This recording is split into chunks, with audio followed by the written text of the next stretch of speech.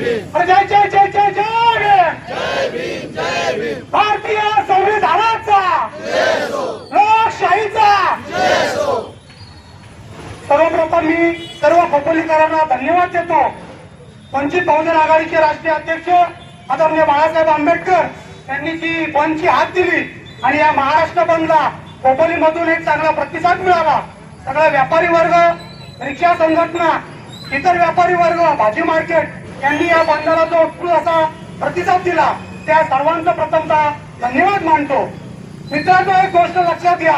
आपण आज या ठिकाणी उपस्थित झालेलो आहोत एक लोकशाही मार्गाने, ज्या संविधानाने आपल्याला जी ताकद दिली, ज्या संविधानाने आपल्याला जो अधिकार दिलाय त्या अधिकारासाठी, याच अधिकाराच्या मार्गाने विद्यार्थ्यांवर जो अन्याय झाला, विद्यार्थ्यांचे जे पेपर फुटीचे प्रकरण घडले त्या पेपर फुटीला आवाज उठवण्यासाठी आणि या सरकारला, मी कुठल्या विचारधारेवर बोलत नाहीये, मी कुठल्या स्पेसिफिक एका पक्षावर बोलत नाहीये, जो सरकारमध्ये असतो, सरकारमधले काही महाभाग आहेत ते मीडियाच्या माध्यमातून, सोशल मीडियाच्या माध्यमातून सतत बोलत असतात की जर तुम्हाला तुमचे प्रश्न मांडायचे असतील तर पब्लिक मधून निवडून द्या आणि संसदेत मांडा। त्यांना या ठिकाणी मी आवाहन करतो, निवडून देण्याचा अधिकार ज्या मतदाराला आहे त्याच मतदाराला खाली खेचण्याचा अधिकार आहे आणि तुम्हाला प्रश्न विचारायचा अधिकार आहे आणि याच संविधानाने त्या प्रश्नाला उत्तर देण्याचं दायित्व हे त्या सरकारचं आहे आणि त्या सरकारचं ते दायित्व तुम्ही पार करत नाहीत, म्हणून असल्या हरामखोरांचा आम्ही या ठिकाणी राजीनामा मागत आहोत।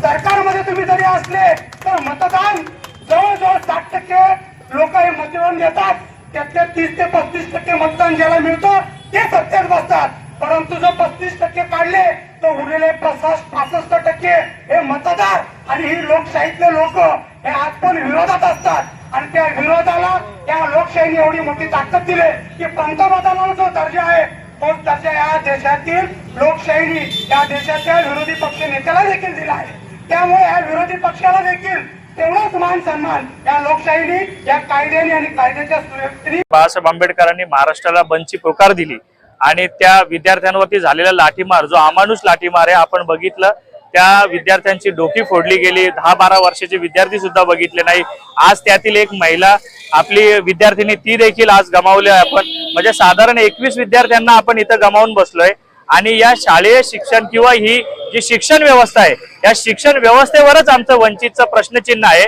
की ही भ्रष्ट शालेय शिक्षण संस्थाची जी पद्धती चालू केली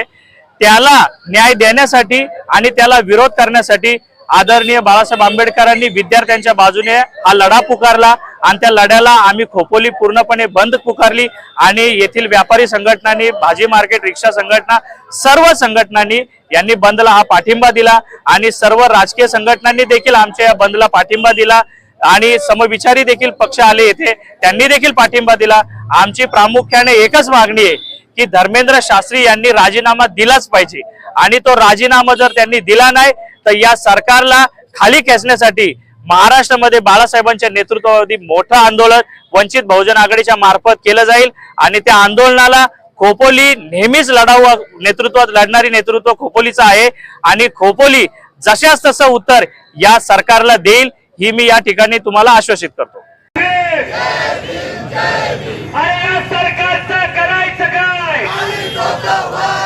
अरे दडपशाही सरकारचं करायचं काय?